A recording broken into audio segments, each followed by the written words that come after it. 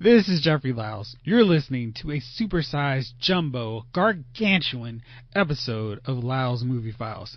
We had way too much to talk about to break it down in 1 hour. So we're going big. We're talking about The Walking Dead season finale. We're talking about Black Lightning season finale. Did Arrow, Flash, and Supergirl make big comebacks this past week? Oh yeah, we're also breaking down our top 5 Marvel Studio films.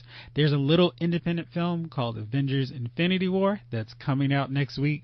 We're hyped up about it. We talk about our favorite Marvel Studio films so far.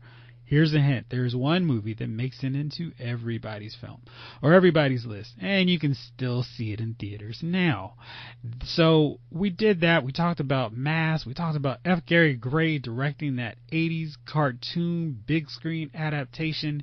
And we also talk about TV shows and movies that we reached our breaking point. You ever heard of the shark jumping moment? We talk about our very own shark jumping moment where we decide we can't do this show, we can't do this movie series any longer. I hope you enjoy those, and feel free to drop a comment on my website, lylesmoviefiles.com. Hit me up on Twitter, because I want to hear what some of you guys, where the breaking point for films in series were for you. I hope you enjoy the show, and I apologize again for the length. What can I do? All right, I'll see you on the back.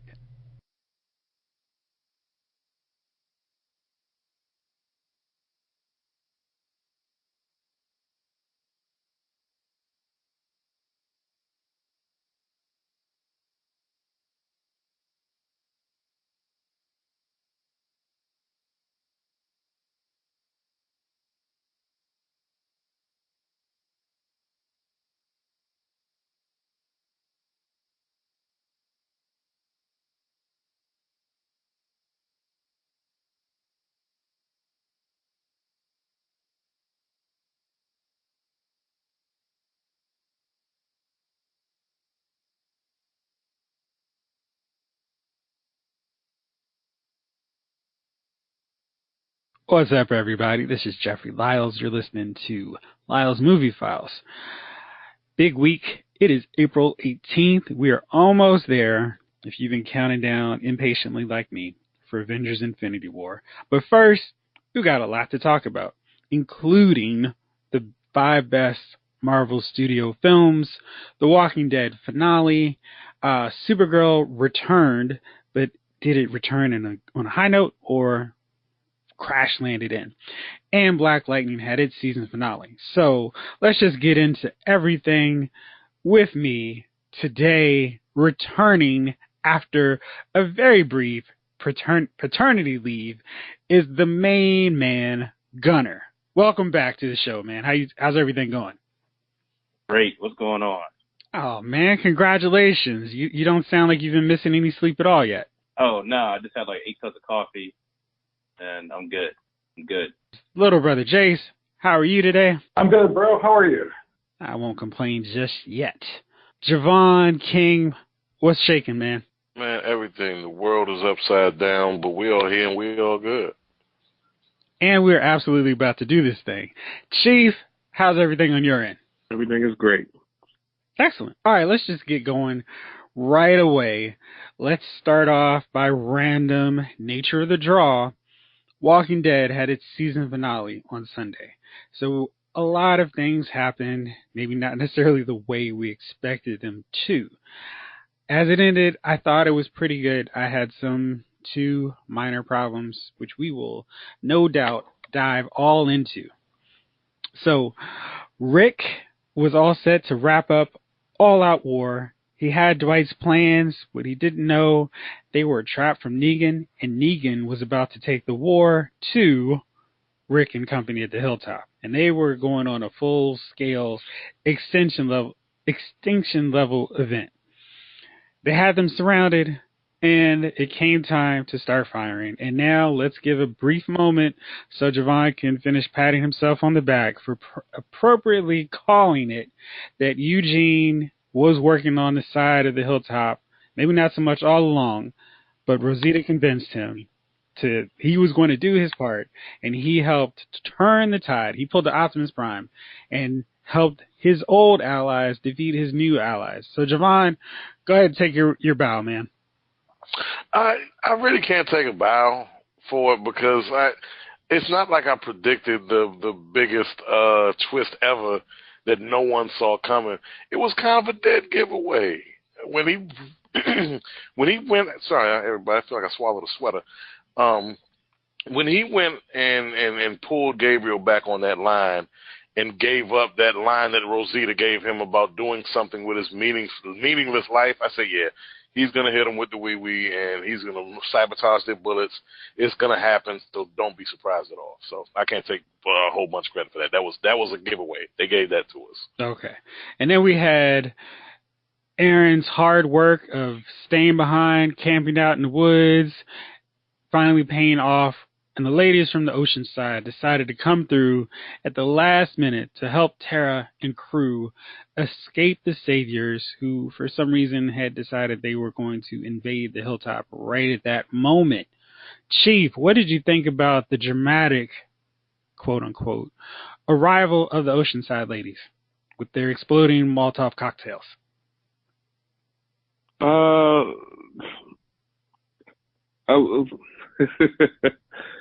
I don't know. I mean,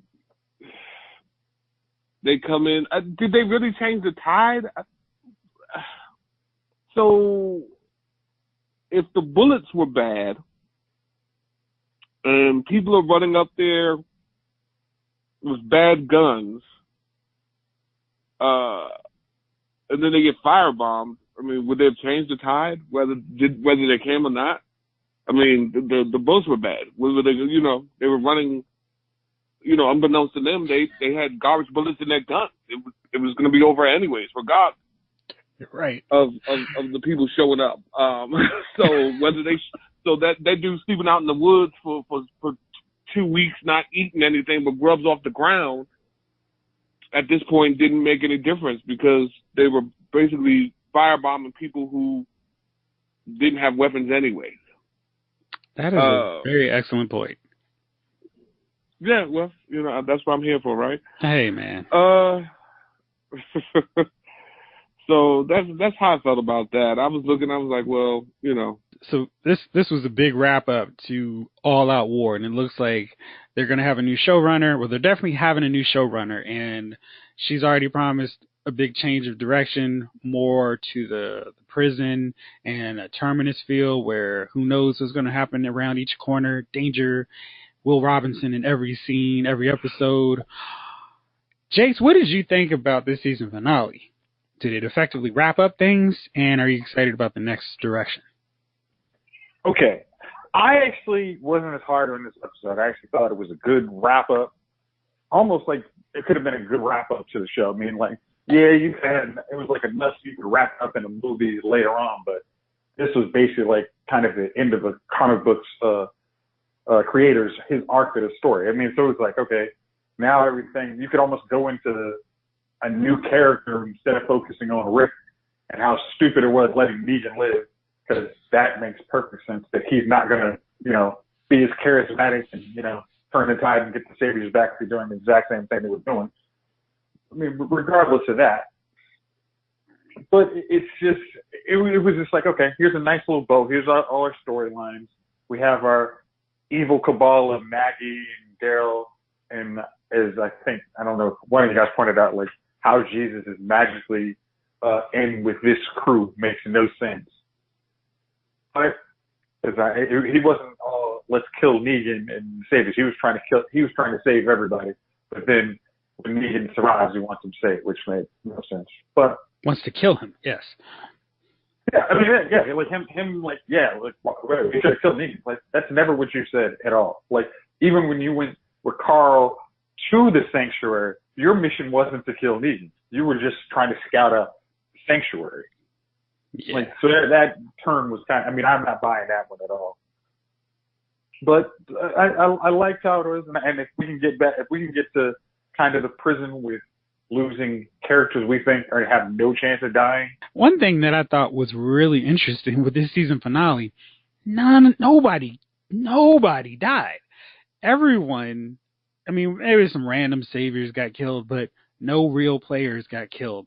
And I was shocked when Rick just sliced through Negan's throat with the glass. I was like, oh man, that was a gangster move. And it was this weird thing because it was like there was no reason at all outside of we've got to keep Negan alive. He's popular and audiences like him. And Jeffrey Dean Morgan just kills it at this role. There was no reason for Rick to decide, okay, I'm going to keep him alive. And I know there was the whole, well, Carl sent the letter and he really wanted for him to change, but I just figured change could happen right after I kill Negan. So let me just open it up. Chief, Javon, Okay. what do you guys think about this? Chief, please go first. Can I go after them? All right. Yeah. Well, I don't. None of us have ever sliced the throat, but I'm just curious. If you slice a person's throat open, like, what kind of precision do you have to slice them, reach out, slice them, and then really have no medical field or facilities and have a doctor fix them right there on the field? like he slit his throat open. I'm like, well, Negan's dead. He walks away. He's like, fix him. And I'm like, what? This ain't exactly a flesh wound. Right. So, Aren't too many muscles in the throat, so it should just, slice it clean off. You're done. All right. So then they save him, whatever. I understand her anger at letting Negan live. Personally, I didn't know why they let Negan live. I mean, after all that, even if you were going in a new direction, you're going in a new direction. This man has pretty much killed was at least 10, 15 people that you were good with. Like you killed others for less. I don't give a damn what Carl wrote in the note. You know what I mean? Like, listen, that there, so then my man, he mad, Daryl, he's mad at him for keeping him alive, but then you let the other guy go. Right, exactly. It's like you just didn't say that. Like, what's the purpose of being mad at one dude who's a killer and then letting another dude who's a killer go? Like, why did he get a pass? Because Denise wasn't that important. I guess. I think we actually just lost Chief. He was so fired up that he just couldn't finish it. Well, hopefully he'll get back on here soon. Hopefully Chief will come back. He's just, I had it. Javon, what's your take on it, man? Dude, I really want Chief to finish his points, man. So please call back, Chief. Jeff. Well, hold on. Jace had a point, so let me let Jace get in. Chief, are you back? Okay. Yeah. Let him go. Hold on. All right, Chief. Welcome back. All right. So, yeah, thanks. I got these AirPods in my ear, and I double tapped, scratching my ear. Right. So then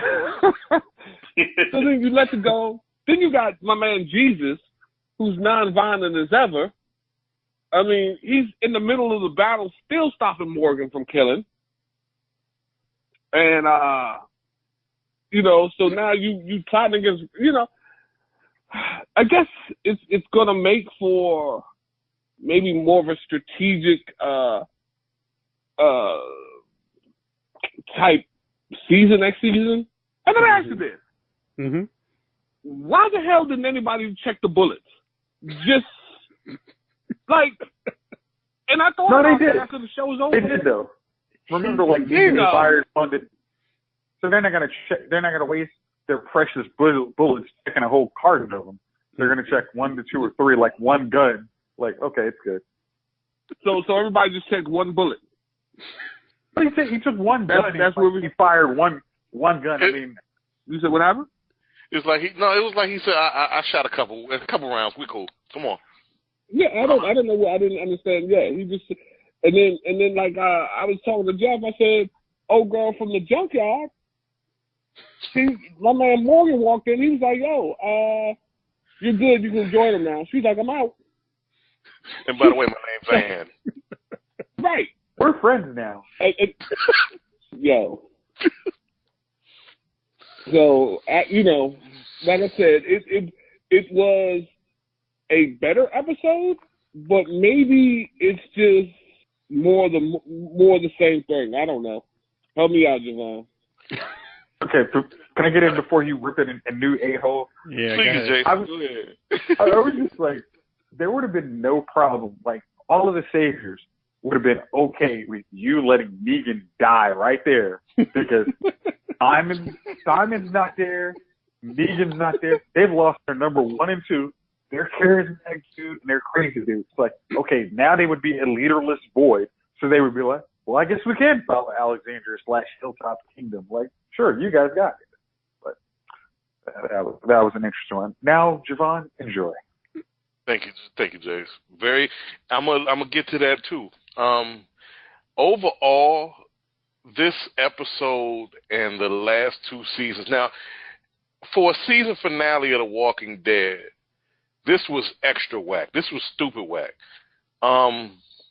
Because it's not just because we're used to seeing a heavyweight die, somebody who's been a cast member for a season or more that we've invested in die. It's that the stakes are higher typically for the season's finale. And this one was the first time I've seen the mid-season finale outdo the season finale in regard to an oh snap moment. We didn't have any of that other than Rick slicing Negan's throat, which was it was stupid as hell. One, because Negan had Rick dead to rights. Come on, man. He's standing over him with Lucille, and he says, "This is how he gets out of that." For Carl, give me 10 seconds. And then Negan's like, "Well, all right, if you're gonna bring your kid into it, all right, I guess I can hear you out." And it's like, oh, why? But why?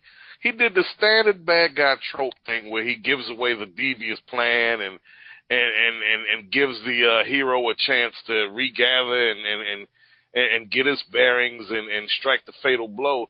But we didn't get the fatal blow. What we got is Rick basically pulling a sucker's move. And after all this build-up to a fight, the little vignette fights that they've had over this season, this is how you end it? In front of stained glass with a sucker slice across the throat? Really? That's how you end it? Stitch him up. We got the tools. And look, I dig the fact that they're following the comic, the storyline of the comic, and Negan doesn't get killed. They capture Negan and do the same kind of thing. But the interesting thing about that in the comic is Carl's still alive. And Negan and Carl kind of form this weird bond, which they were forming anyway, so they kind of put the cart before the horse in that regard. That's one side that I didn't appreciate. The second part I didn't appreciate was there was no, like, okay, we've been trying to get the Forest lesbians to fight for, what, a season and a half now? You keep calling them the Forest lesbians. All their men got killed. I know, it just sounds funny to say. Please, any lesbians, don't take offense to that.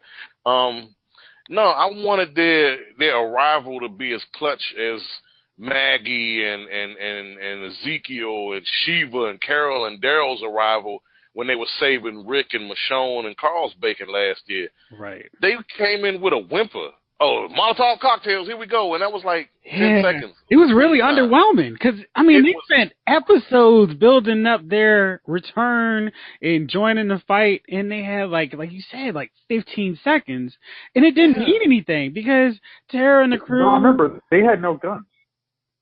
But still, they couldn't have done anything. Nah, man. I mean, what are they going to do? And just did a Ewok thing and just started throwing rocks and bricks.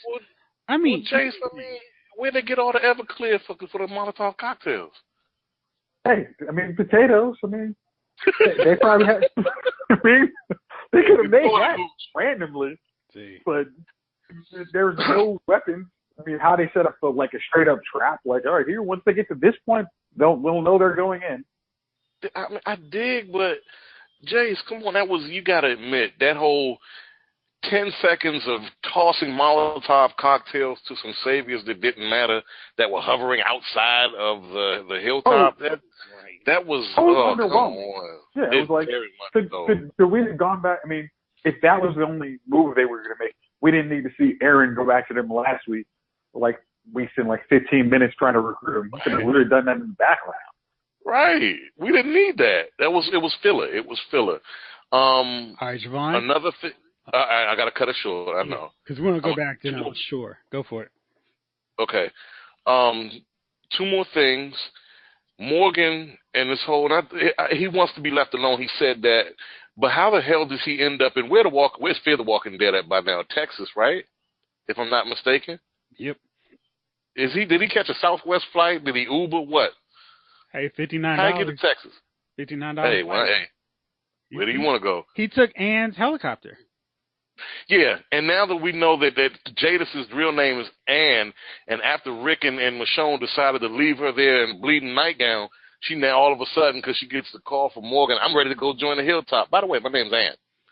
Really? That efficiency got real boring with nobody around her, to speak fellow hipster. I can dig it. Also, Jeff, last thing. Yep. I'm not digging the trio of evil, the axis of evil with Maggie, Jesus, and Daryl, who, like I said, has been reduced to grunts and scowls.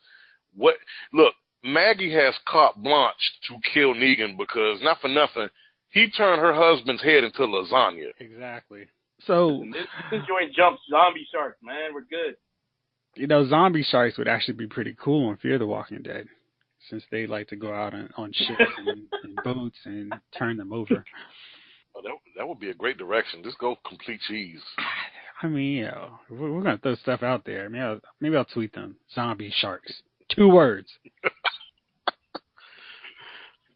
Season 15, zombie sharks. Right. # zombie sharks. Exactly.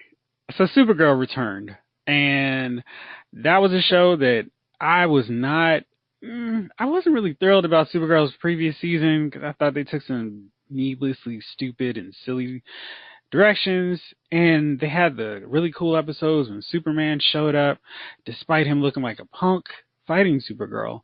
But I decided I'll stick with it this season, see where it goes. And so Supergirl had, I guess, like 13 episodes before it switched its Monday night routine with Legends of Tomorrow. And so this is Supergirl's big return. It was set up nice that there were these world killers coming, and Supergirl and company had to stop them.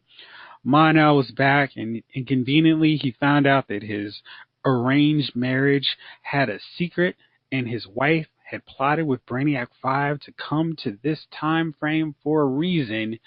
When's daddy, the toy man, died, apparently a contract issue, and his mom returns. And I felt like this was a real waste of time for Laurie Metcalf. And I just feel like her agent needs to get on the ball. She was nominated for an Oscar for Best Supporting Actress. She shouldn't be showing up on Supergirl right after that. And let's see what else happened. John and the whole crew went on karaoke, and John's father realized he now has Martian dementia. And what else? And just like everybody else on every CW show, he goes, "Don't tell John." I'm so sick of the CW shows pulling this. I've got a secret, but I'm going to tell everybody from one episode to the next, so it stretches out for a whole month before the real person that needs to know it finds out what's going on with me. Thankfully, that wasn't the case here, but I'm just tired of the CW thing where everybody has to keep the secret. It's stupid. We got flying monkeys, and I still don't understand why we needed a Toyman prodigy when the Toyman was just fine. Or just make Win Toyman. So that's what I've got, fellas. Gunner, I'm going to let you take this away first, because when you watched it, you were blowing up our phones. So what you think about this episode? It was whack. What the heck? I'm sitting here like, why am I still watching the show? But they're like, they keep gluing me with like a couple good parts here. I just want to see, them find out Rain is Rain and we're good. So apparently, the third world killer becomes like the future crazy person that blew up the world after whatever. Blight. Yes, Pestilence becomes Blight, which, that's great because that's how words work in the dictionary. So that's good. But I dig that that's like the coolest part of the plot of like the whole season, quite frankly. And they keep doing the karaoke thing. I'm done with these Glee spinoff rejects, whatever you want to call them. Like, they got to put a mic in front of them because maybe it's in the contract. I don't know. It's whack. It went on really long, too. It was like, I was sitting here, I 10 minutes. Clicked to see how long that scene was. It was 10 minutes. Yeah. Mantis doing it. They even got, John, Dad, whatever, man. That's Mantis, sorry. And I'm like, they even got Mantis singing some old 50s joint, even though somehow I remembered it because he's got Martian Alzheimer's. And I'm like, did they just make, first of all, at that table, that whole scene was whack. I'm like, I choose to be in blackface because I wouldn't change it. I'm like, so basically you're a Martian in blackface. Like, that's how I thought about it. I was like, I guess they got to deal with it somehow. But so now black folks are aliens and whatever. Anyways, we're going to move on from that because I can go on down a rabbit hole on that one.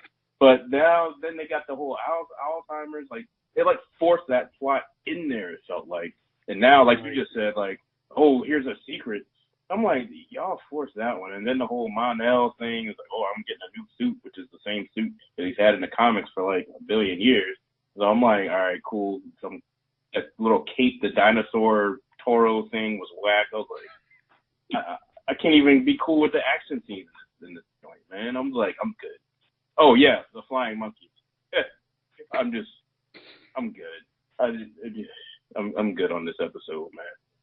Best part of the episode was the end. Not just because it ended. Not just because it ended. Thank God it ended. But the end when we're like, okay, she's going to be Pestilence or excuse me, was it Blight?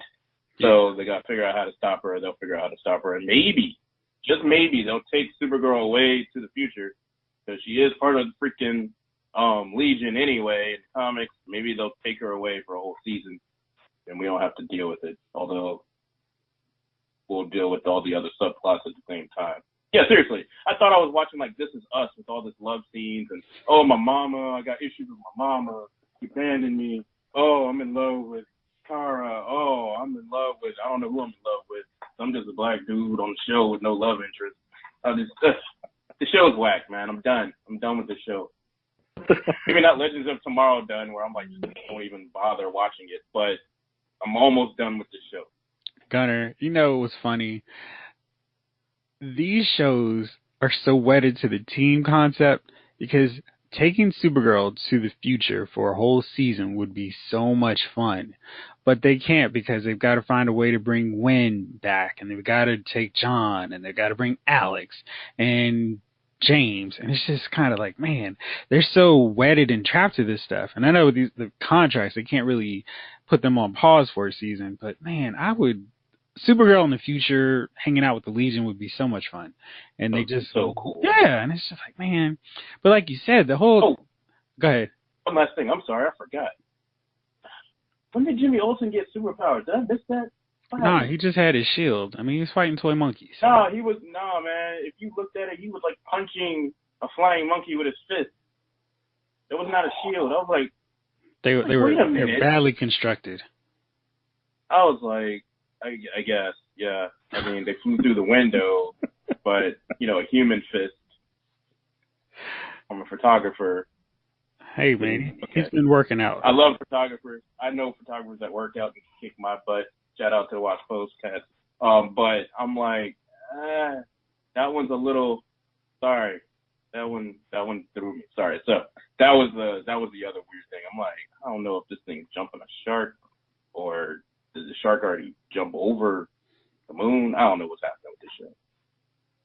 Jace, what you think? Okay. I'm going to go on the positives before I get into the negatives. The positives. Wynn had he did his best acting of the whole series. Like his little emotional stuff was really good acting on his part. And Lena Luthor, either creating pestilence or trying to heal her. It's like, oh, okay, well, that's a good little twist. Now, unfortunately, I have to come to the negatives. Why the hell does this show have to mitigate every other hero besides Supergirl? Like, there is that throwaway line where Jimmy Olsen asks Mon-El, does she have? Is she psychic? No, she just has telekinetic. Like, no, that is literally one of her powers. But you decided, oh no, she can't have all those powers. Then she would be better than Kara. We just can't have that. So I literally. The reason for that one is because if she could read everybody's minds, they would ruin their whole love triangle with Irma, Mon-El, and Supergirl. So that's the only reason why they can't do that. Then that should have been ruined. Like, so that's stupid in the first place. Like, so let's just really the arranged marriage. Like, I mean, you already talked about how that is not. I mean, why the hell they had to be married at this point when they're not even married in the comic book, just to make this love triangle crap. Because every CW show has to have a love triangle. Flash doesn't. I'm sorry. Do we miss the love triangle in Flash? No, it did. Eddie? Well, at least Eddie was a good. I mean, and Irma is too. It's one of those deals where they always screw up because they make the other person and Tommy. They always make the third man out a better person than the other dude. I mean, geez, they did it with Ray too. Gosh, man, This is every CW show. Yep. Wow. Every single one. Got to keep that cone of protection over Black Lightning. But yeah, every show has the odd dude out. She cannot be considered. No, because there's no love interest there. He didn't throw her a second look. He's like, come on, you're shady. You're sending my kids off somewhere. Something is off about you, Miss Fetty. But go ahead, Jason. Okay. The next thing I'm going to go with if this was a top secret mission to stop who is 100% going to be Pestilence, why the hell is the rest of the Legion not there instead of just 3 guys? They're actually going to have another one show up. I don't want to spoil it in case you want to. One. Oh, wow. I think they're casting by the week. Okay. It seems like it was some of the acting skills I've seen on the joint too. Dang. No, I'm a huge fan of Saturn Girl. I think she does a great performance every episode. No, she's great, but the Brainiac dude, he's awful. You could do a better Brainiac. Oh, I know I could do it better. You could probably do a better Jimmy Olsen. Guess what? Don't give me superpowers. So pissed that this dude just randomly, let's make it fair. Yeah. And my last point is, like, are they trying to write out Martian Manhunter? Because we just need to get. I mean, like, because he's got to take him back to Mars. So what are we gonna have? Alex run the deal, get rid of John for a couple episodes, and then him visit Miss Martian and crap. They've actually got great nursing care at in Mars. Yeah, because all of the white Martians took over. Remember that? Benefits are so good. Yeah, okay. All right. That's what I got on those. All right, Chief. What were your thoughts on this episode?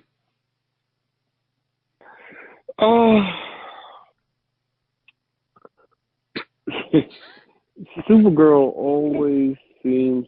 We had that Shangri-La period where 7 or 8 episodes was really good. Shangri-La. You know what I find myself watching when I watch Supergirl? Where the hell is it going? Like, what are they trying to do with the plot? Like, it's never a path that's clear, that a decisive road they're taking. It's always mixed up. You just never. First, you have the these world killers, and then, you know, what, hell, we're not even finished the episodes in. 2 of them were captured. I guess the third one remains to be seen. The funeral, there's random people standing out there. The bomb goes off. She turns from Kara into Supergirl. No one notices Kara missing. I mean, right there. Like, yo,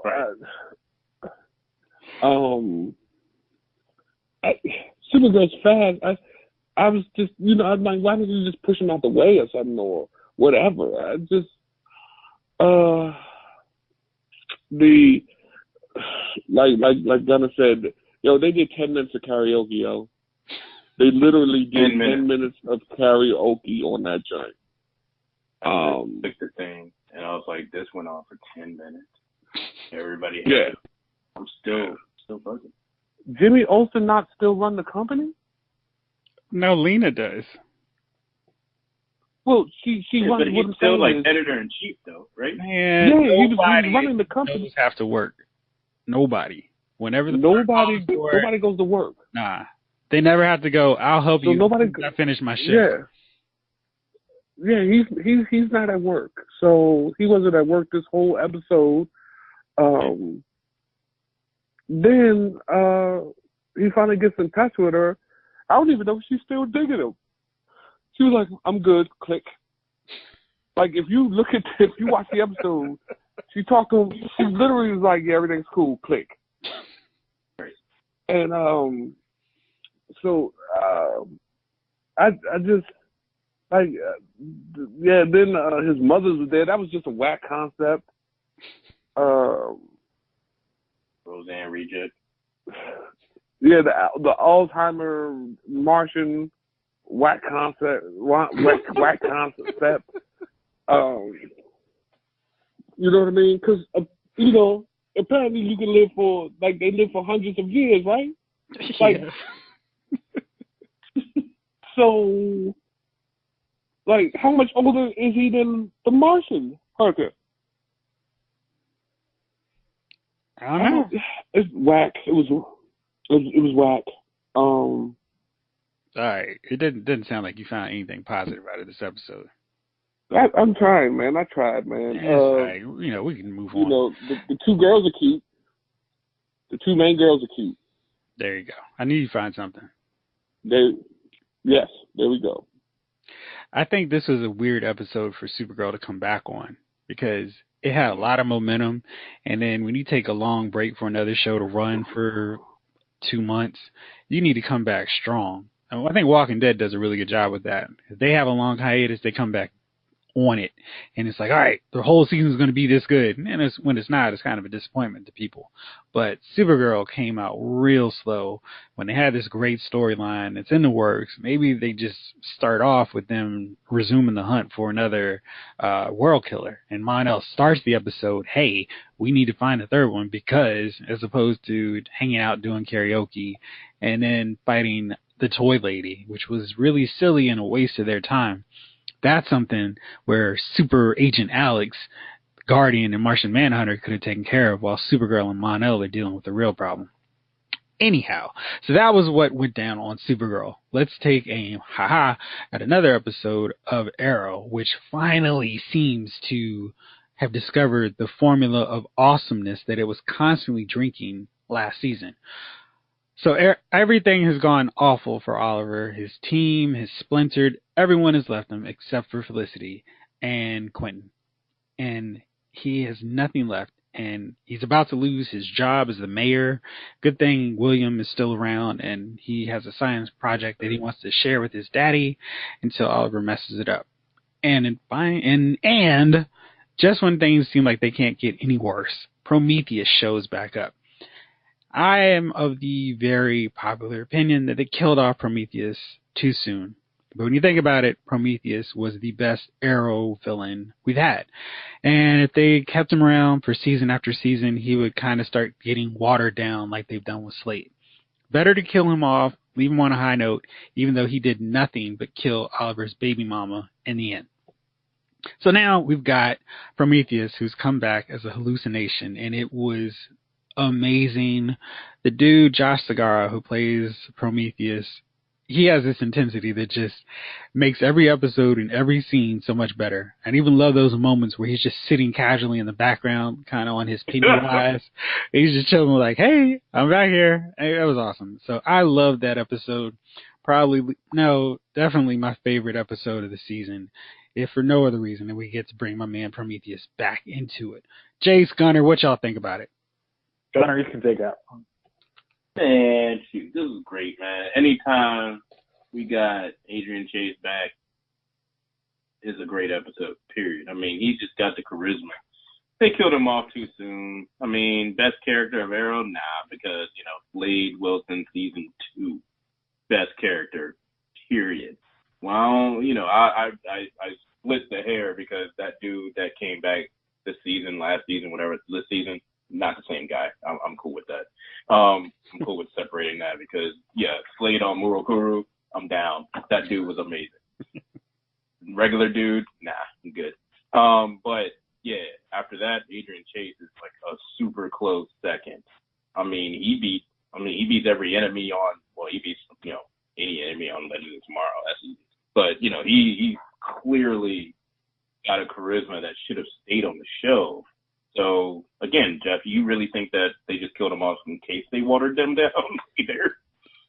I think with him, it's better that they killed him off because he was one of those villains where it was just no way out. He was always going to keep gunning for Oliver. I think they kind of put themselves in the corner. It was like, oh, shoot, he's really cool. He's great.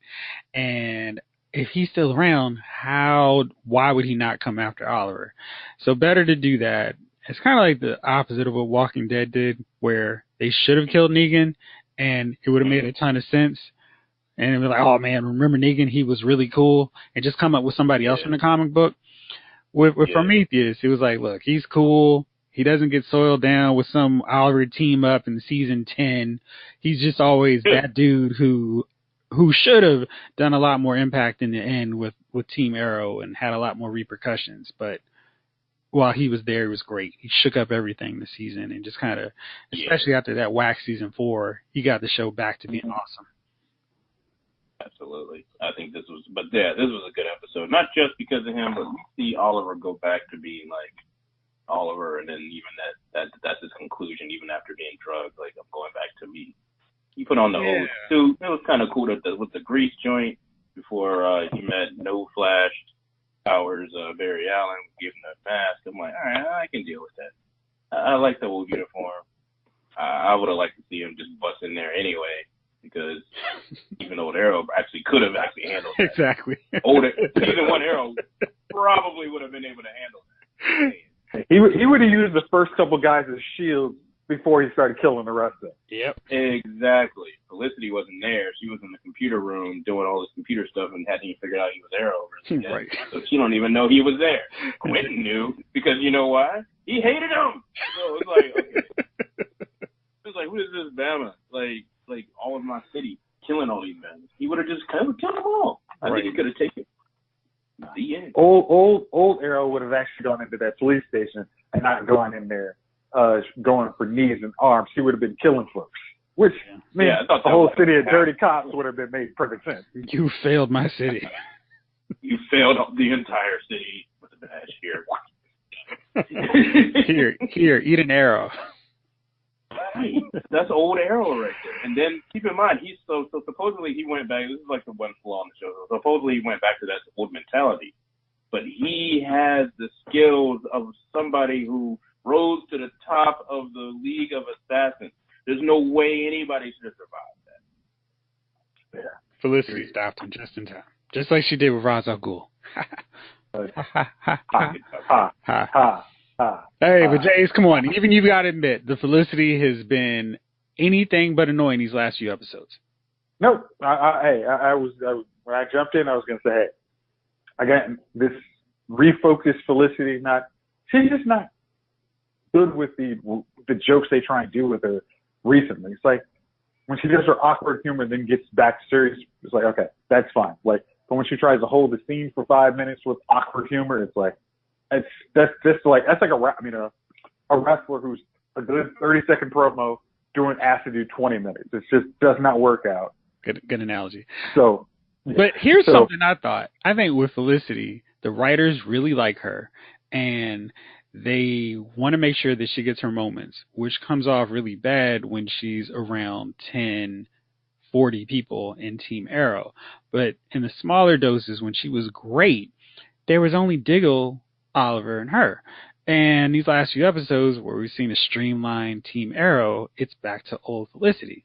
So maybe it's not so much a thing where Felicity became annoying. It's just the writers wanted to make sure that Felicity didn't get cheated, and they kept forcing her as opposed to just naturally letting her work in the conversations.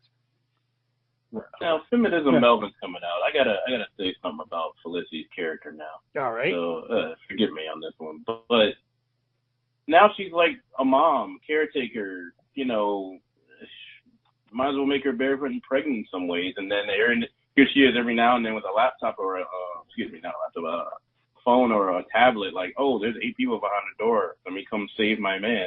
You know, I don't. You know, and then let me go back and babysit William. Hold on. Let me go back and babysit William and congratulate him on the science project. They've actually kind of watered her down a little too much for me, because I mean, didn't she have a startup? What happened to the startup? Didn't she fix She pissed off Curtis. No, remember Curtis is the one who made the technology though. She didn't do that. Curtis wasn't her company. But when she pissed off Curtis, he's not going to work with her anymore. He's like, no, we're good. They're actually still working together. They just casually throw it off every so often. But they're not, but because of every CW show, nobody can actually do their job.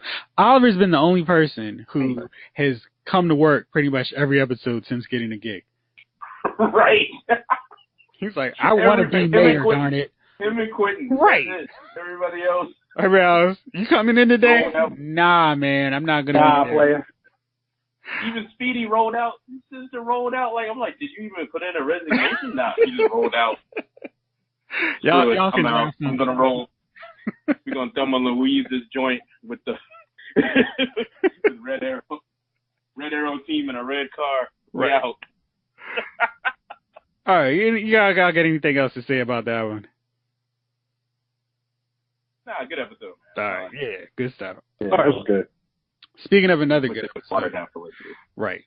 Now we're moving on to Black Lightning, a show which I do not think is any coincidence because it was 13 episodes, was very focused and very great.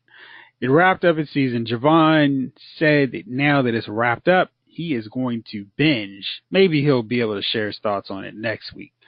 But man, that episode was just everything. I haven't even written my recap yet, but I just loved how it tied everything in and it left us wanting more. It kind of gave us that, yeah, this is a to be continued, not a, we're still wondering if we're going to get renewed for season 2. I just loved how confident it was, where we spent a lot of time focusing on Jefferson and his dad, the fight to come back. And, you know, kind of tied into some themes of Black Panther because he's on the brink of death and he's talking to his dad, which I liked. And yeah, I like the show. I don't need to go into everything else, but I thought it was a really good season finale for a really great first season. Chief, you saw it. What you think? Black Lightning has been truly the one good lining, I think, out of the superhero shows all season long here. You know what I like most about Black Lightning? I mean, it's kind of urban. I like that. But also, it depicts like a regular black family. You know what I mean? To a degree. You know what I mean? It has its a positive family, positive black family, which I do enjoy about Black Lightning. Yesterday's episode was real good. The little one is finally embracing her powers. My man, the albino, he's on a rampage. That dude, that dude there. And you found out why they brought the drug dealer back. I don't know if he's blowing up or not, though. I don't know what. Right. They didn't show what happened to him. I'm hoping not, because he's still got a lot of bodies to put on his, get tattooed on him. Yeah. Yeah, it was a pretty good episode. Looks like him and his wife are gonna make up. I can't, I don't have too many complaints about Black Lightning. It's been a pretty good show. I mean, it's entertaining, and every once in a while, I'll catch myself grooving to the beat of something they're playing on it. The music in the background. I'm like, oh. So, big ups to whoever their music guy is over there. But yeah, I enjoy Black Lightning. Like I said, it's been the one show that you come to say, well, yeah, I'm not going to be disappointed this week. Mm-hmm. And another thing about it too, it moves. Like every episode, in a way, kind of solves itself. You don't have to wait week to week to week to week to week to week just to get to the end where nothing happened.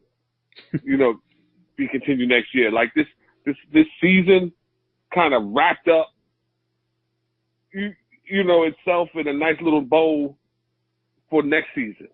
Mm-hmm. Like if you remember Flash last season, he got locked in the Speed Force. That was the end of the season. you know what I mean? Right. So he's got to come back. Yeah, he's like right. But this season here, they kind of they're sitting on the porch taking pictures. Right. So felt good too. I like when a season, just ends. You know what I mean? Like they take care of whatever thread it is, and as the season goes, as the season ends, they're just chilling. Nothing. I hate that big finish where something happens and you gotta wait till next season. Like there's nothing really going on where you know what I mean. Like next season can come. Right. So, yeah, exactly. That's my Black Lightning. All right, Jace or Gunner, which one of y'all want to talk about this so we can move on to the rest of our agenda here? Okay, I'll get on. So, as I said before, I think 13 episodes works for all these CW shows. Because if they had 22 episodes, the wife drama would have lasted at least 5 episodes. Jennifer would have discovered her episode over 7 episodes. It's like everything was basically was condensed into, hey, we need to get back to the story about the family. All the other stuff doesn't matter. I mean, it matters, but we're going to keep it moving a lot faster, much more streamlined than what the rest of these shows did. Oh, shit. Yeah. So, but I think that was like the real joy of this season of Black Lightning. I also but just for this episode, I really like the OJ Stairway to Heaven, like while he's talking to his dad. I thought that was perfect music for that. Mm-hmm. So that was really good. Then when he starts fighting, with his daughter in the woods, he goes to the 70s funk music, like he said, like the old 70s Black Lightning with his costume, ow. So I thought that was really good on that. Like what again? 70s Black Lightning. Like what again? What was that sound, Chick? Wow. Wow. The only bad thing about that, they didn't have Taylor Swift September accompanying that. Yeah, I'm not even going to signify that. Dude, that soundtrack for that show was perfect for that show. Then they switched from the wow to sorry, Chick. They switched from Shining Star to Designer's joint that I was okay mumble with rap. The mumble rap joint, but for that scene, right, when they exactly. Tobias going through the joint, it didn't take away from it. y'all are killing me. This joint is great. Oh my, what a best use of sound of just songs for every fight scene. This is an hour show on TV, not even like a movie. Like, you know what I mean? I mean, this episode was just like you said, yo, it tied everything into a bow. And, you know, I still want to know what's in that case. Right. I like that little mini cliffhanger. It was like, all right, what's in it? What's in it? But it doesn't impact anything. I'm like, is that a soul? Like, it's glowing and everything. Yeah. All right, so let's move on. We talked a lot about TV, and I want to make sure we hear from Javon now, because he's had us on mute for a second. So let me. I have one thing, but I want to go to one direction before I swing over to that first. Checking on the wire, we got a couple of new TV shows coming up, and I am most annoyed with one of them. I mean, maybe annoyed is not the right word. I'm kind of like, if this will finally let me get the Blu-ray version in my movie collection, I'm all for it. But I'm not quite sure I'm excited about this news of a Boomerang TV series. Wait, what? Yeah. Yeah. Oh, Javon, you got very caught off guard. E.T. is Yeah. going to be doing a. Let me see, because let me pull up my notes here. Who's going to be doing this? Wait, who? BET. Oh, so it's gonna suck. Disney. Oh, you know what? Honestly, I probably would prefer a Disney version of Boomerang over BET. But let's see here. How could you even possibly do that? Okay, is Eddie Murphy a producer on this show? Let me read the description for you. It's 10 episodes, so you guys that complain about long seasons can be happy. This updated version... 10 episodes too much. Probably. This updated version explores contemporary workplace dynamics, including the changing role of gender, office politics, relationships, and the conflicts between Generation X and Millennials. It's Boomerang. Yeah. What does that have to do with Boomerang? Boomerang coming was back. That era of It's coming sexual back. harassment era. That was the era where you can smash at work up until like 2008 or something. Like, right? Like, now. Mind if I squeeze your butt and we do it in some black closet, young lady?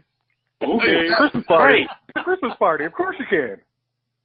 I mean, Christmas party? Man, any gala, like that show was literally, when I was 12, I'm like, wow, that's how work is. My dad was like, yep. And that was it. Like, sign me up. kidding me? Right. I'm like, cool, I'm going to be a corporate dude.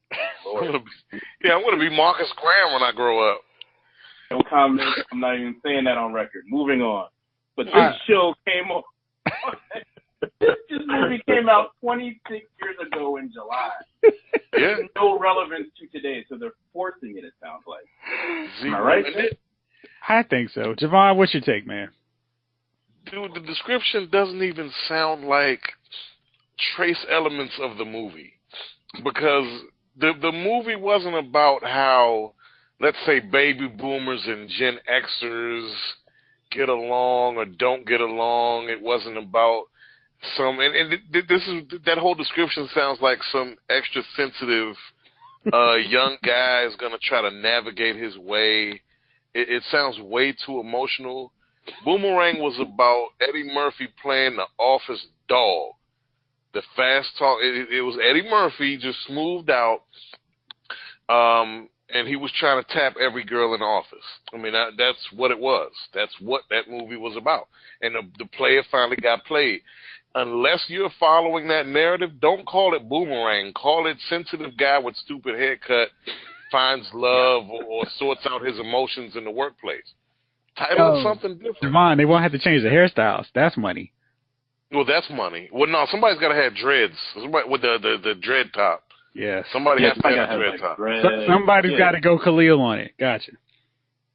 Yeah, so I'm just not. I don't understand where they're going with that, dude. I don't know where they're going with that.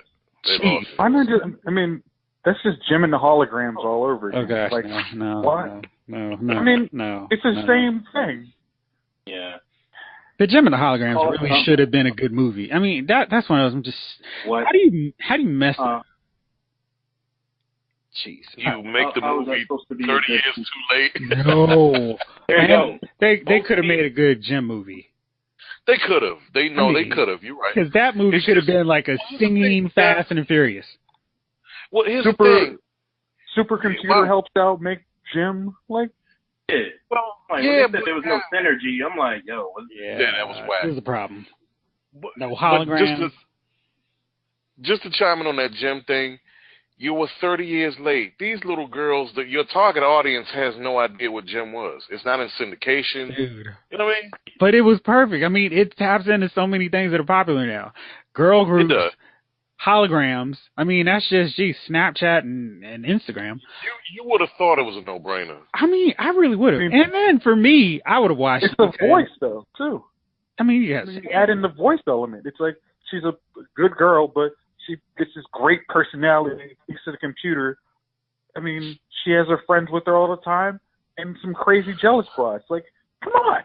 Easy. And the Misfits are crazy lunatics that start up some action adventure elements.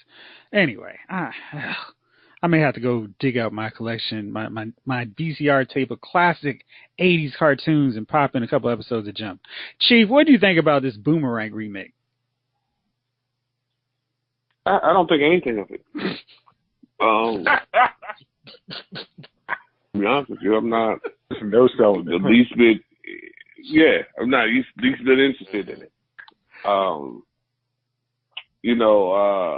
It sounds like in a way another what's that? Being Mary Jane. Yeah. That's what That's You know what? exactly You're right, actually. That wasn't horrible. Being Actually. watched. Come on. And let me be honest about that. I don't watch that either. bingo. So I've caught an episode because I didn't feel like getting up when it was on. You know what I mean? Like you ever be uncomfortable when folks come into the room, they like, oh, let me see this episode, but you don't feel like moving, like you're comfortable where you're at. Yeah. And then you watch whatever's on the TV, but yeah. So you have no real interest in it. Like I've seen a couple of episodes of the what's the singing joint? The ghetto joint, with Cookie.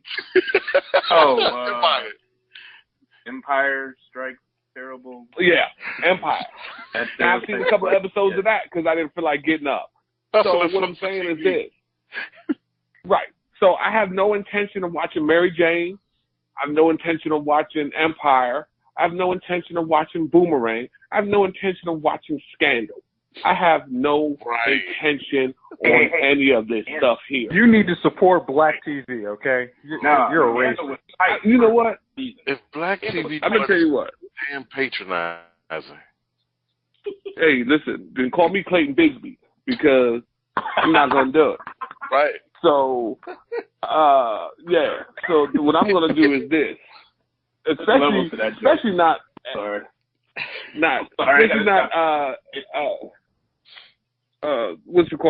no BET production. It's a subpar. The only thing I watch on BET, and I think it comes on BET, is Unsung. No, that's TV No, One. that's TV That's One. TV One. But then guess what? I don't even watch BET then.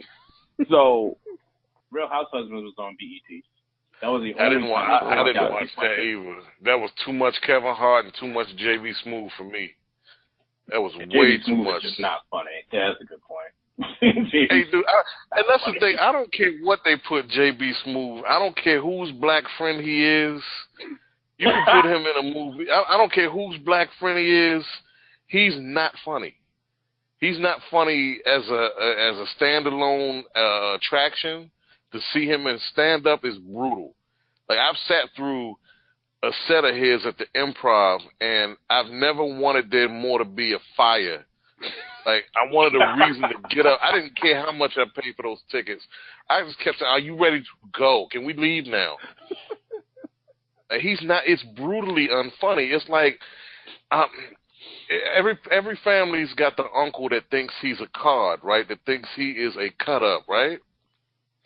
Imagine that uncle after way too many drinks and a platform in which to stand up there and be a damn buffoon. That was JB Smooth. Mm. Yeah, it's brutal. All right, let me go on to the next show because I definitely need to talk about this one and get your thoughts on it. So, you know how we hear about these TV shows and they start up and they have a pilot and they don't get greenlit? Well, we got a show that is getting greenlit, and it is a Bad Boys spinoff starring Gabrielle Union and Jessica Alba. It's got to be an original name. You know, we can't just we can't just piggyback off the Bad Boy successor. I'm thinking Bad Girls. Yeah, that's definitely a good one. I mean, that's original, right? I feel like that has to be the name of the show, but you know, Cagney and Lace Front. There you go. All right. Well, let's go with Bad and wherever the city they're in. Bad Girls in L.A. or something. You know, too bad this isn't a CBS kind of show. If this is CBS, this could be Bad Girls CSI. Oh, God. CBS. Nobody said it would be on CBS. No, it's ABC. Yeah, it's ABC. It's ABC. I said it's too bad. I thought it was NBC. You know, I don't care. We don't even know, son. It's going to be on one of these networks, and it's going to be on. If it's on NBC, I give it 4 episodes. That's about right. Agreed. Wonder Woman, Knight Rider, got it. Yep. Gabrielle Union and Jessica Alba. Oh wow. Beans and cornbread. Black Thunder and White Lightning. Fair. Love it. That's a movie reference. Sorry. Nah, man. So you guys interested? Dark Angels. Darker Angel. Oh, Darker Angels. Hey. And more. That first season was okay. That second season. Look at Dark Angel. Now we were 20 when that show came out. You could have shown me Jessica Alba eating a bowl of cornflakes. Right. I would have been back then. I did not argue why I thought it was okay. Okay. So the question, gentlemen, is: are you going to watch Bad Girls? Hell, emphatically yes. Even if I have to watch it on mute, holding my newborn son, I'm watching this show. Waiting for Alba to come back on TV. She with Jessica Union too, Gabrielle Union too. Come on, man, that's easy. They can like my man said, they could be eating a bowl of poop, watching Girls in One Cup. There you go. Oh God! 2 girls in 1 cup, and I watch. No, gosh. There you go. That's another title. I hate to be a pig, but unless they end every episode with a neat bow, and they end the episode with them bathing each other, there's no way I'm watching. No way I'm watching. I need some classic. I need some classic, just Charlie's Angels, just classic stuff. None of this, poolside massages. They got to be in a bikini at least every episode. Every episode. In a bikini, every episode. Season finale. They got to touch each other. Oh, hold up, guys. Hold up. I'm hearing our female female viewership dropping by the moment here.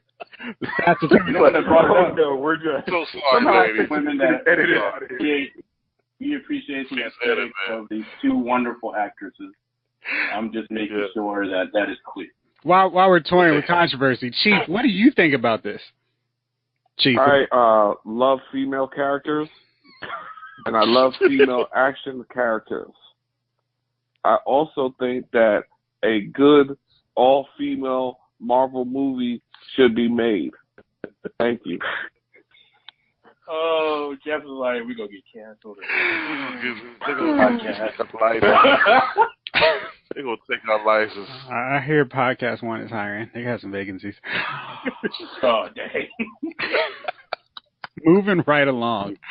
F. Gary Gray is going to hopefully do what the Jim movie did not when because he is just signed on to direct a Mask movie. Oh, no. Oh, shoot. Dude, after Fate of the Furious, I want to see what he will do taking Mask. Because Mask and Fate of the Furious, the Fast and Furious franchise, are pretty much the same thing at this point. And if he really embraces the concept, this cannot help but be an awesome movie. If he just watches a marathon of every Michael Bay Transformer movie and watch G.I. Joe, Rise of Cobra, he'll have a nice long list of everything not to do with a beloved 80s property. Yes. How Jeff, excited are you about the prospect of this movie? Jeff, I'm just glad that Michael Bay is not attached to, because he has wiped his skinny ass with my childhood. I'm sorry. I banned Michael Bay from making movies. Yeah, I'm with you. Unless they feature Nicolas Cage. And even then. Well, I mean, that was good. Give me John Woo. Just give me John Woo instead. No, seriously. Mm-hmm. So, fellas, what do you think about this? Because, I mean, this can't be bad. Hologram masks that do cool stuff, that levitate, shoot laser beams, Matt Tracker. I mean, this has to be good, right? I hope so. If you give it a good budget, yeah.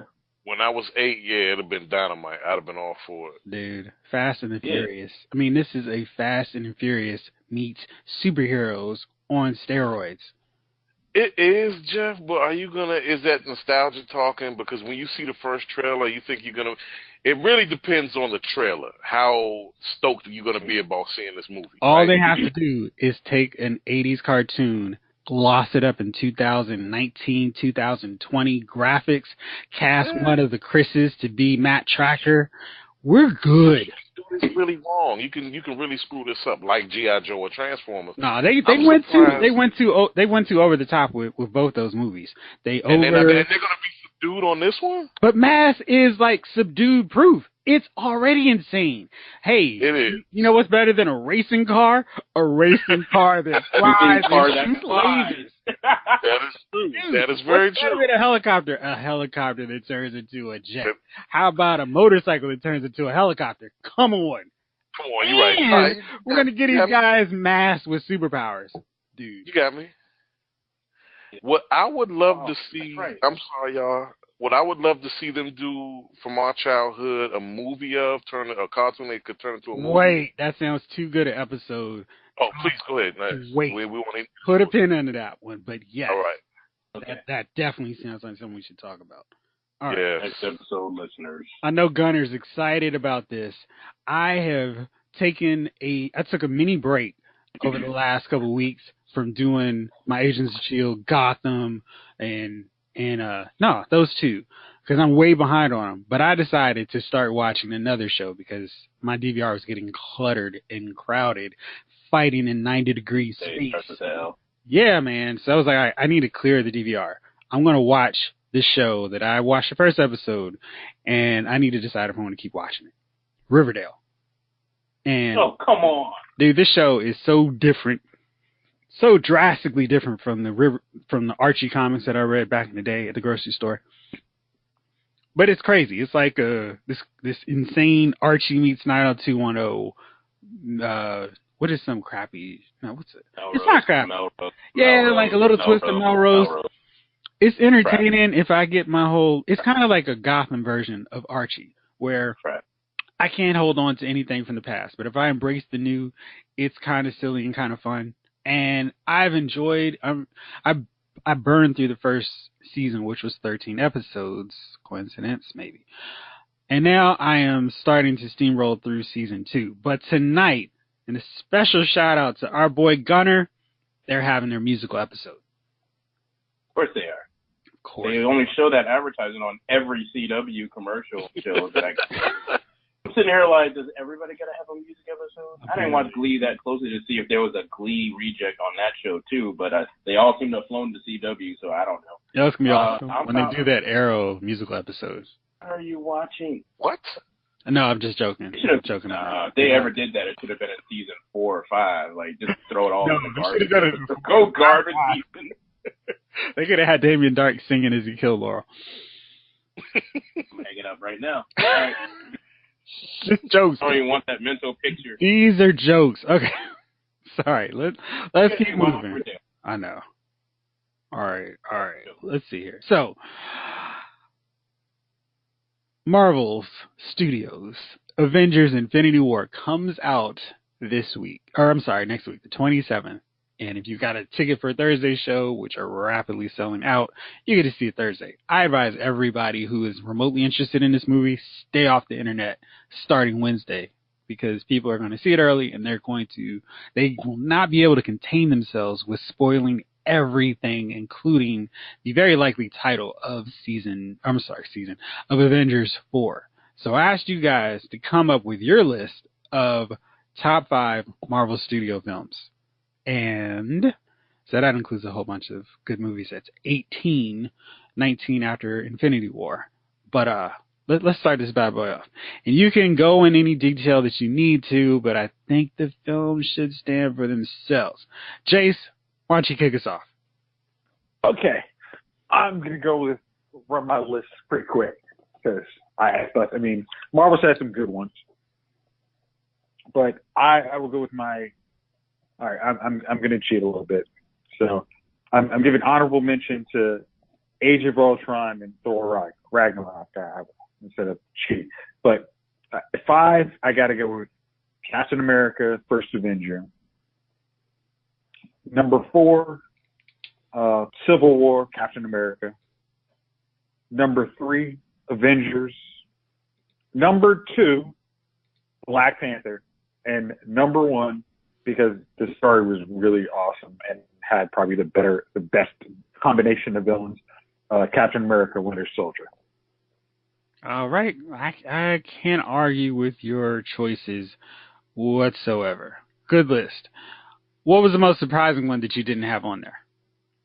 I don't think I was actually surprised. I mean, I liked some of the Ant-Man. I like Doctor Strange, the origin ones, but some of them suffer from having the villains were too weak, and I liked Thor, the original Thor, but I mean, like I said, the colors, but some of the comedy and that doesn't. I mean, it doesn't feel out of place, but it doesn't work for me all the time. So it's those are my really good. And I also like Hulk, the Incredible Hulk with Ed Norton. I think that's probably one of those that's pretty much really underrated. And I think that mostly has to do with the fact he was only in one movie. But I thought that was kind of in the top, definitely in my top 10. But okay, just wasn't able to crack my top 5. Good deal. All right, let's go with Chief. How about you? Let's see here. Marvel movies. All right, I'm gonna go with Black Panther's in there. I'm going to take Ant-Man. Hey, you know what I liked about Ant-Man? It's funny because Ant-Man was a good movie, but the last 5 minutes with my man, was it Pena? Mm-hmm. Explaining to him about how the Avengers wanted to get in touch with him. Mm-hmm. I think that was my favorite scene in the movie. The Winter Soldier. The first Iron Man, and Guardians of the Galaxy, was that at 4? Mm-hmm. And I guess I'll have to go with Ragnarok. All right, good list. Which film did you want to put in your 5 but didn't make the cut? Did I want to put in my 5? Yeah. I probably would have put Volume 2 in there. Which one? Oh, Guardians. Yeah. I damn sure enjoy them. I enjoy those guys. They crack me up. Yeah. I'm looking forward to seeing how they incorporate them. Yeah. So, they already got they already got an Infinity 2 release date? Yes. Okay. I didn't know if you knew, but I guess you should know. You're Jeff. No, I don't. They've kept it real quiet because whatever this second movie is, they have they don't want it to get out in terms of what it's about whatsoever. It is just slated. I'm sorry, it's slated for May 3rd, 2019. That's all we know. And They're there's doing like a Blue Harvest type situation. Right. But I think what the deal is, the Avengers Infinity War movie or teaser is going to reveal whatever that is. And it's got to be something, I think Gunnar or Jay shared it, that maybe it's the Skrull War, maybe it's Annihilation, where something happens that is immediately going to tip us off to what that next film is. I can't imagine they're going to be done with Thanos in one movie, so I don't know. But if they do, it would be cool, because I'm really interested to see what they do if they decide to just go away from Thanos and do something totally different, which could be really cool, and which could explain Kree and the Skrull invasion, which would be amazing. So that's that choice. Gunnar, how about you, man? What's yours? Okay. Honorable mention: Guardians and the first Avengers. Number 5 is Iron Man, the first one. Mm-hmm. It was just so well done. Like, it was just well done, especially, to start off this universe, right? Yeah. The Incredible Hulk. Not to be confused with the Ang Lee Kraft, the Ed Norton version. Ed Norton got a bad rap on that one. That movie gets a bad rap because there's no Ed Norton, but at least they mentioned, in Avengers that he broke Harlem. So I'm like, okay, it's in there. Mm-hmm. Avengers 2 would be my number, 3? Mm-hmm. Civil War, number 2, and of course Black Panther, number 1. Right. You should be surprised at that. No. Yeah, it was funny. You guys have mentioned Iron Man and Hulk, and I'm trying to binge watch them before, or do a marathon before Infinity War. And Iron Man and Hulk are 2 really well done movies, and it really sets up their universe on such a strong foundation that by the time Thor came out, it just needed to be pretty decent and okay and make sense of this guy with a hammer that shoots lightning, that Captain America could have sucked. And the 3 Avenger films could have carried Cap into a good role in Avengers. Fortunately, First Avenger was good enough that it wasn't a case of, well, Cap's movie sucked. But yeah, they were really good, and those were 4 really strong lead-off movies to make people so excited about Avengers. Yes, anyway. All right, so Javon, you promised no trolling. Straight up serious answers here. All right, because, Jeff, I was going to give you my top 5, even though they're all Marvel movies. Oh, here we go. I'll give it to you. Since no one's asking for it, I might as well. Both Fantastic Fours, Elektra, Daredevil, and it's a toss-up between Ang Lee's Hawk and Punisher. The thing is with your list, Punisher, which is so full of, dude. You're mentioning, I feel like there's so much worse films. Like, I would have gone with X-Men Origins, Wolverine, X-Men The Last Stand, Elektra, for sure. So those were watchable except for Last Stand. Yeah, you're right about Last Stand was not watchable. Last Stand was the Fantastic Four movies. The Fantastic Four movies are fine. The Punisher is fine. No, the Punisher's fine. Yeah. I'm just Josh. I'm just messing. All right. My real top 5. Iron Man. Iron Man was nice, man. That was a really good Marvel movie. Guardians 1, and I didn't think I was gonna like that at all, and I love that one. Spider-Man 2. That's 3. My third the Winter Soldier. Winter Soldier's good, but the first Captain America, and like you said, they really could have sucked with Cap, but Cap is quietly the MVP to me. Mm-hmm. The Cap movies were long as hell, but they're really good. Mm-hmm. And last but not least, BP. Right. I feel like that's going to be a all across. That's going to be in everybody's. Right. Was there any film in your list that you wanted to but couldn't put in the top 5 that just missed? Homecoming. Yeah, that was a good movie. It was. It really was Spider-Man. I was like, thank you. Y'all actually managed to be right. All right, so I did the entire Marvel Studio ranking. You can see that full list on LylesMovieFiles.com. But for the sake of this, to keep it short, my honorable mention was Iron Man. It took until this year for that to finally get out of my top 5 because it was such a great origin film, and it didn't follow the blueprint of the other Marvel films that we'd seen before. It immediately made you care about Iron Man, and immediately made you care about Tony Stark, and it managed to make both the superhero and the alter ego simultaneously cool. And so it never had that lull of, oh man, if he only gets back into the suit. And they also didn't put him into a boring black outfit. He was like the comic book, and he had a good personality, and the whole movie just played out so well.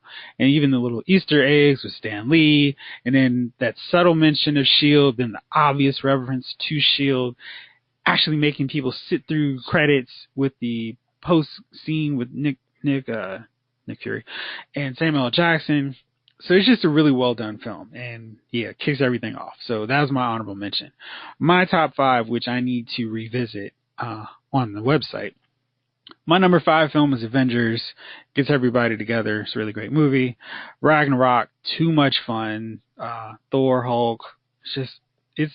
It was the unexpected film that I did not see coming. I thought I would like Guardians, but Ragnarok just took Thor in a different direction. It embraced all the weird and finally made Thor movies fun with Thor, not with some supporting character. So that was cool. Right now on the site, I have Black Panther as 3. I'm going to fix that to number 2. So the current number 2, which is now going to move on to number 3, Captain America: The Winter Soldier. It was my favorite movie in the Marvel Studios universe until my number 1 and Black Panther knocked it off. My number 1 film is Civil War because it has everything that's great about Marvel in one film. A good villain with an actual good plan. We introduce the best ever versions of Spider-Man and Black Panther in the same film. They introduced Giant Man, and all the Avengers are doing their thing. And it's just a lot of fun. Just with like the goofy stuff with Falcon not moving his seat up for Bucky, them giving him the nod when he finally kisses Sharon. It's just really well done. And Javon, you mentioned Cap is the heart of these films, and this one really put him at the center, sets him up nicely for wherever Infinity War is going to go. And I got excited seeing him hold back Thanos, even if it's just for a second, because I was like, that's what the heart of the Avengers does. So that's my list.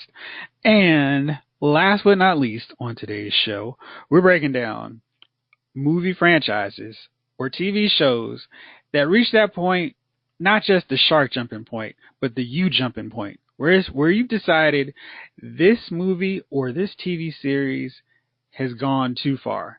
And I will not waste another hour, another 2 hours watching this franchise or watching this TV series anymore.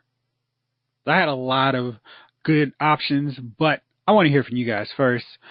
Let's leave this discussion off with the big gun. What's your choices? Good.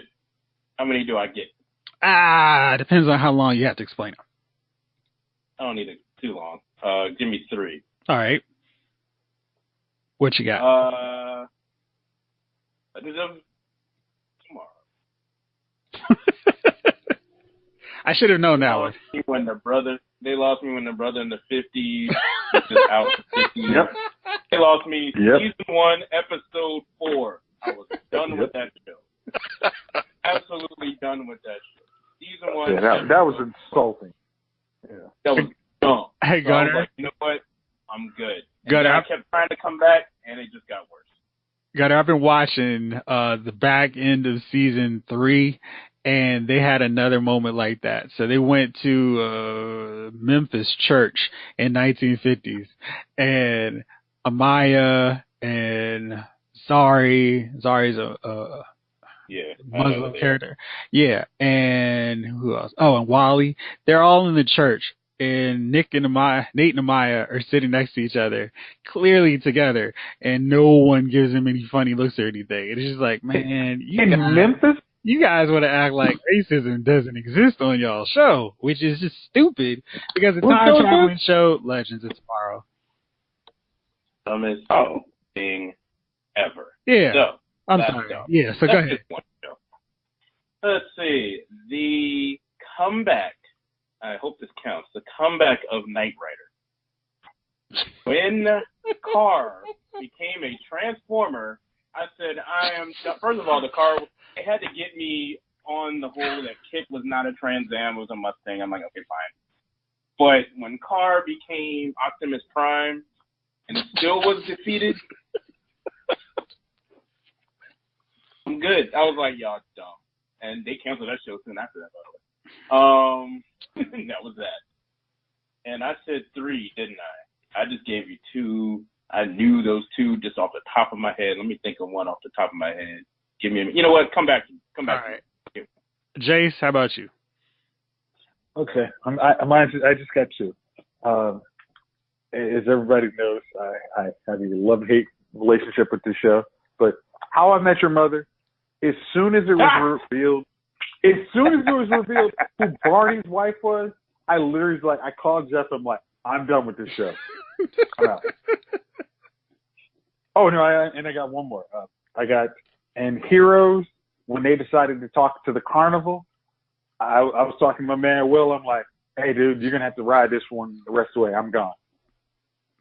And as much as I still watch these seasons, but they're really not as funny. But Friends season 9 and 10, that was the grab for money.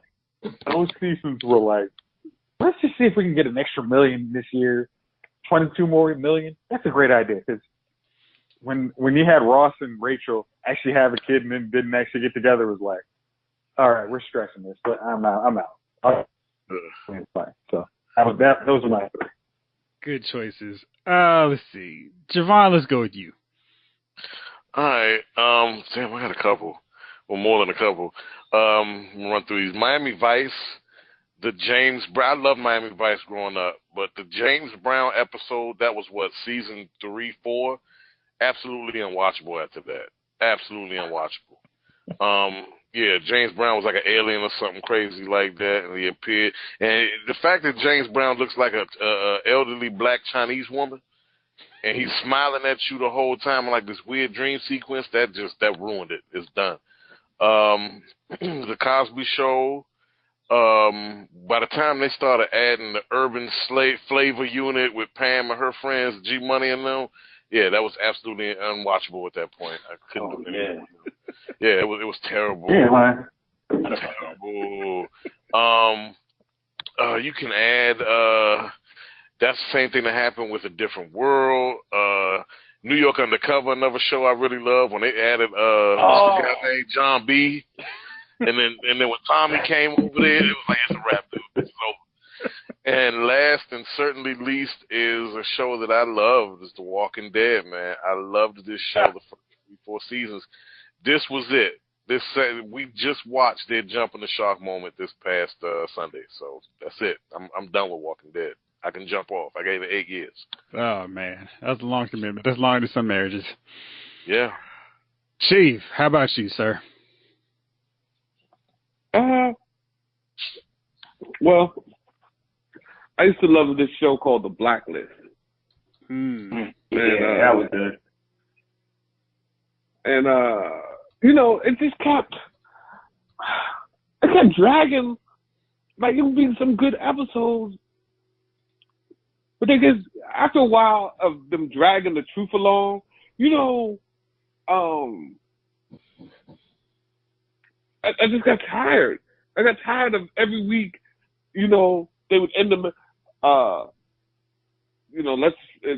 Reddington, such and such? We'll find out next week, folks. Same time, same channel.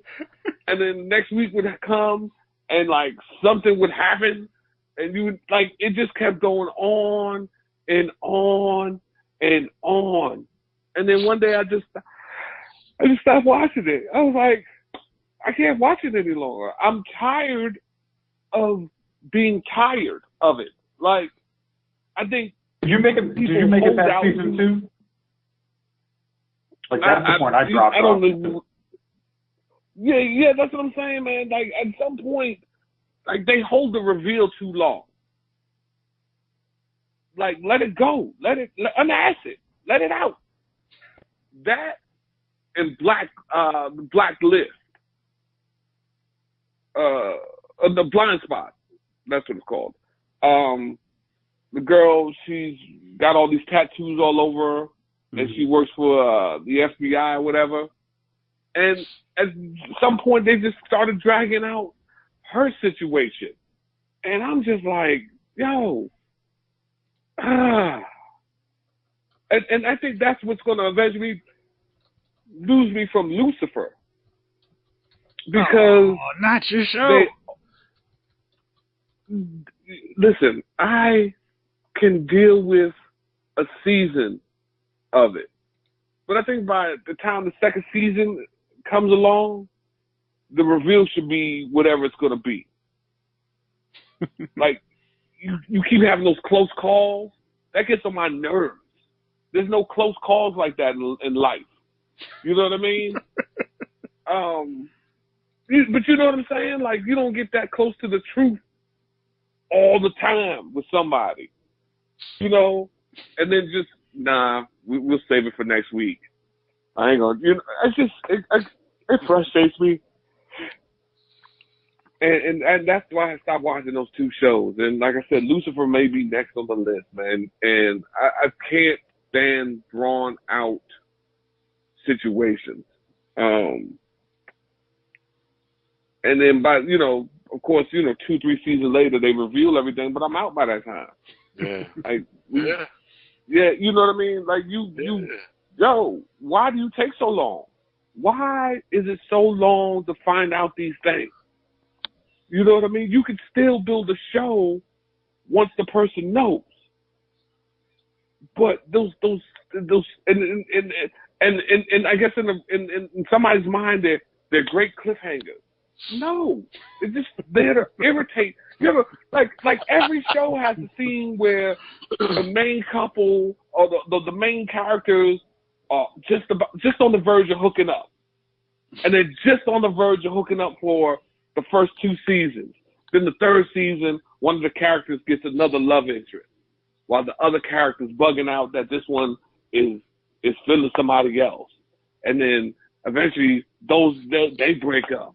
And then you go through another season of this character trying to tell the girl he likes her or telling the guy he likes her for this season. And then that season. Then we in the 4th or 5th season before they finally hook up. But then they hook up, something gets crazy, mixed up in the translation, and then they break up for a season or 2. But they really want to be together. And you know what I mean? And then season 6, they're back. Get the hell out of here. Come on, man. How many times we got to go through that at this point? I'm done. I'm tired of shows like that. Get to the action. Hey, I like you. Man, well, you know what? I like you too. Well, what are we gonna do? We both work together. Hell, we'll figure it out. You know what I mean? Work relationships happen every day. Every day. Let's make it happen. Every day. Make it happen. All right, that's your full list, Chief? Yeah, that's my list, man. Now I'm disgusted again. You really did. They got fired up. All right, I have 2 because I want to mention How I Met Your Mother. That was a show I really should have stopped watching, but I took the bullet from my brother because he watched Heroes for me. That was a show that I absolutely reached I'm done with this show when they killed off my favorite character, Nathan Petrelli, because he was the only one who had some real depth to him. He was like, I'm a hero, I'm a bad guy. I'll walk the fence. And then they killed him off, and then they tried to make Siler, the dude who was slicing everybody's heads off, a hero. I was like, I can't watch this. This makes no more sense. And I'm done. And when Jace told me about a carnival and a circus or whatever else was going on, I was like, I'm so glad I stopped watching the show. I was like, you know what? I stayed with a lot of shows longer than I should have, like Friends season 9, maybe even 8, 9, 10. But man, that one I was so glad I stopped watching. And How I Met Your Mother, I really should have just waited till the end of until the last season and like the last 5 episodes, because that degraded badly. Last episode of that last season. Man, Was it Barney? It was Barney who got with the girl? No, and yes. Actually, both. Yeah, that's it was. And that's the worst, when the show is on for way longer than it should be. Like, I don't know if any of y'all ever watched Prison Break. Yeah, I tried to. They out of prison now. They've been out of the prison for like 5 years. right, Yeah, man. Like, what else are they gonna do? They can't change the brand. Back in. Yeah. Much like Lyles Movie Files, where she talks about action figures, comic book reviews, and everything else in addition to movies. Once you start branding something, it's too late. Yep. So for my movie choice, this was one I absolutely should never have fallen into the rabbit hole. But like an idiot, I held out hope that maybe the next one is going to get better. Maybe Michael Bay is going to realize these Transformers are too overly detailed. I just streamline them and make them look like the cartoon, and I'll have all these geek boys lining up to go watch my movies. Instead, I suffered through 3 Transformers movies. The third one was Dark of the Moon. And the funny thing about that one, it was a better G.I. Joe movie than a Transformer movie. Josh Duhamel and Tyrese were doing their thing. I'm like, man, this is an awesome G.I. Joe adventure. And then I realized, why are the humans so much more interesting, or why we're spending so much time on the humans in a Transformers movie? And then I was like, you know what? That's a good question, Jeff. Why don't you just go home and watch Transformers the movie? We can watch Optimus Prime turn the tide, shoot up and not kill all the Decepticons, and we'll call it a wrap. And so they've had 2 more Transformers films. They've got a Bumblebee spinoff coming, and I have no interest. I'm not going to see them. I'm not going to go to the free movie screening.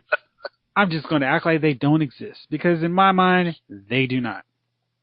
So those are my list of films and TV shows that I just couldn't do any longer. Even I didn't know we had to do films too. Oh man, I said if you wanted to, you know. I would like to throw one out. All right, she first, then Javon. Go for it. No. I didn't have a film. Go ahead, Javon. The Rocky series. I love the first. Yeah, dude, I love the first Rocky. What? I do politely disagree with you, but go ahead. Okay, all right. I love the first Rocky. The first Rocky was a heartfelt, of course, right? Second Rocky was, it's the stretch. Now he wins. Of course, everybody likes Rocky 3. Rocky got all savant with it. You know, he got smooth. He got education. Now he's wearing suits, and he talks like a human being now. Rocky 4 was the good Cold War Rocky. Rocky 5, even though Rocky 4 was a stretch, Rocky 5, we got into bad territory because Rocky got stupid again. Yeah, it was an awful Rocky got stupid again. And on a side note for Rocky 4, even though it was ridiculous, it was like, okay, nobody paid any credence to the fact that they just left the kid there with Paulie and the robot. Right. But they went to Russia. And Paulie. And that kid, I'm going to go to Russia to fight the giant Russian guy here. Be good for your Uncle Paulie and the robot. All right. Come on, man. Somebody else break you. Somebody else make a note of this, but we need to talk about movies that are too ridiculous for us to like them, but we still do. Because Rocky 4 absolutely is on that list. It's absurd on so many levels, but man, you put that movie on, I'm watching it. I'm watching it, start to finish. Yeah, man. Add RoboCop. RoboCop can't be that. So ridiculous yet. RoboCop is awesome. RoboCop 2 was even more ridiculous. Whoa. You know, I didn't watch that one. So stupid. Oh my gosh, I finally watched that as an adult, and I was like, oh God, this wasn't as bad as everybody thought. We were kids. You may be on that one. Terrible.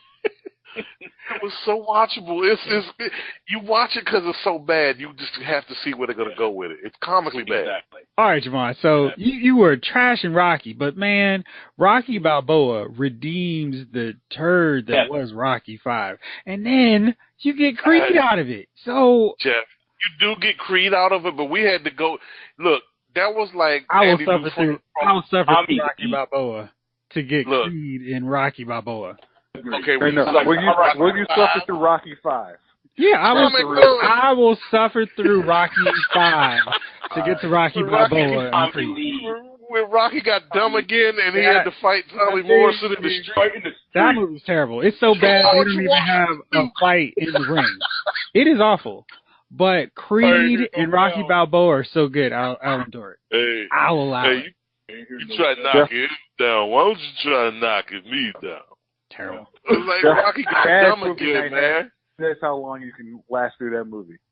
Oh my God! That needs to be added to bad movie night list if it hasn't been already. That movie's trash. That movie's trash. I don't know if I can watch that without the promise of Rocky Balboa and Creed. Took his coat. Hey, man. That little kid grows up to be Jack. Oh man! One of the greatest fathers on TV. All right, fellas. All right, let's wind this bad boy down here. Let's do this real one more. I got one more. All right, go ahead. What you got? One more series. I'm sorry. I got my one more series. Oh, that my went fault. I way just said too long. all right, go for it. One more. Highlander. The series. We're not talking about the movies. That's a whole other subject altogether we talked about before. I'm talking about the series. Oh, yeah. We've done that. Yeah. Ooh, boy.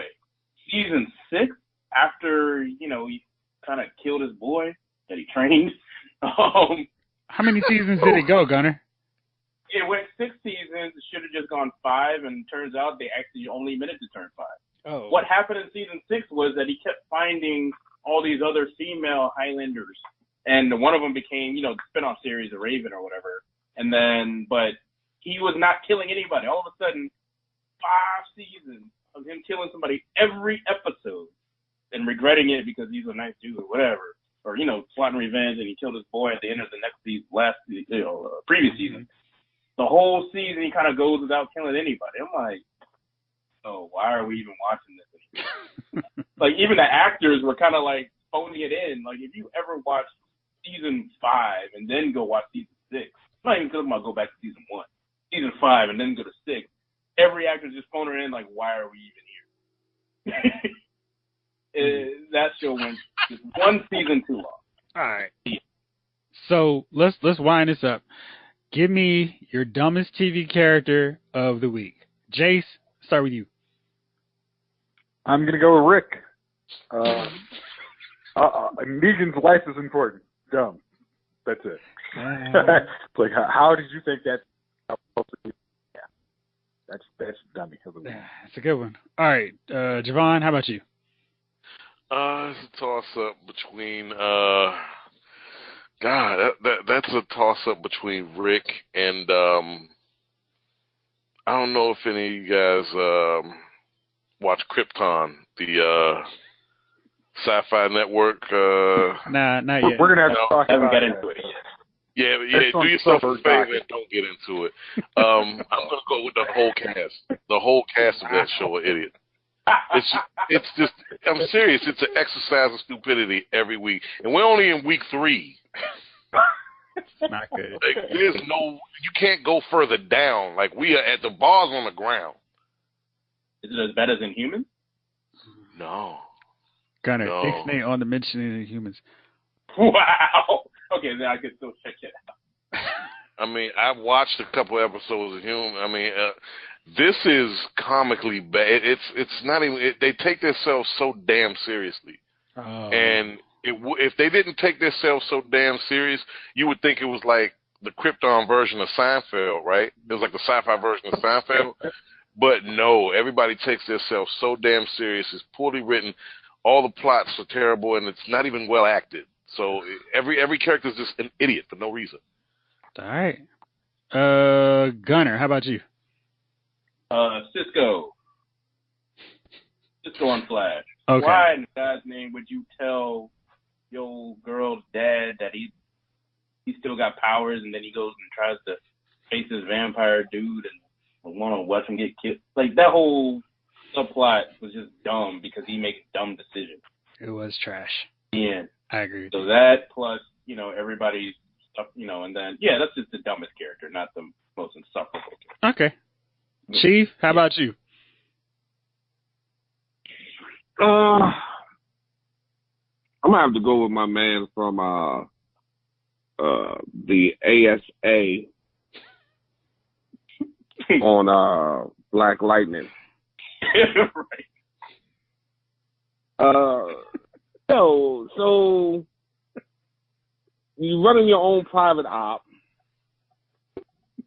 You're like, nah, get him, get in there, get him. Sir, we can't destroy Black Lightning. We didn't bring the stuff. Get in there and kill him. Sir, we're getting killed out here. There's only a couple of us left. Retreat! So everybody runs.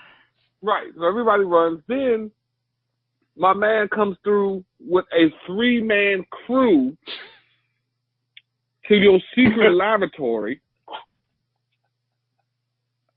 Comes in there, kills all your men. You've got your suitcase that you're trying to run out with, but for whatever reason you can't shoot the case off the guy's hand. But then here's the other thing.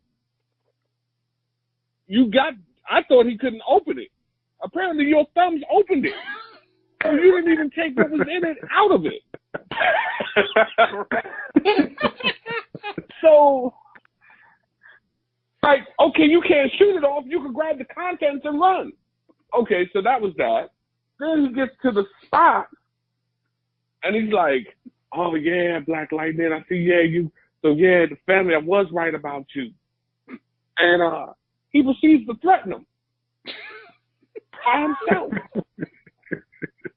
So, you're threatening them. You know they can't, at some point, they can't let you leave. You try to work a deal. All right, listen. I'm just playing about that other stuff I said. Let me just get a hint of your DNA, and then we just call it even. So then my man walks into the room, and he's like, well, I'm just going to shoot you. And I'm just shooting him. You know what I mean? So I think that dude there, I don't know what was that in that whole episode. This dude just made every wrong choice possible. I don't know what he was thinking about. You running that place? What did they found you? You know what I mean? Who the hell invites somebody to their black op site? Gentlemen, we're trying to hide. Invite a gangster here and let him know where we're staying. Right. That'll work out well. Right. So why did he know where you were in the first place? You're supposed to meet that dude in the street somewhere. It's just a whole bunch of stuff was wrong with the way that dude ran his business, and that's why he ended up where he ended up at the end of that episode.